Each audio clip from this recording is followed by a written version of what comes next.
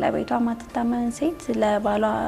ክብር የሌላት ሴት ለሷም ክብር የላቸውም እነዛ ሰዎች ምናልባት ለወሬው ድምቀት ሆይ ሆይ ሊሉ ይችላሉ መጀመሪያ ከዛ በኋላ ግን ለቤታቸው ገብተው ራሷን ዝቅ የምታደርገውና እንዳልከው ነው ሳሚዬ በቃ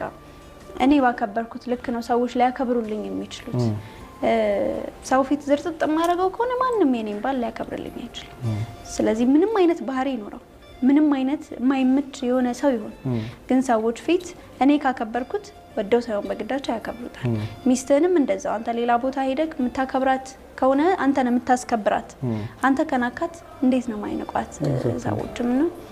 ራሳችን ጋር ያለው የማስከበርም የማውረድም እጃችን ላይ ነው ያለው የኔ ሚስት እኮ የኔ ናት የኔ እኮ ናት ማለት ሌሎቹ እኮ ይሄዳሉ የሚወዳቸውን አግኝተው ይሄዳሉ የሚያከብራቸውን አግኝተው ይሄዳሉ የሚፈልጉትን ሰው ይዘው ይሄዳሉ እኔ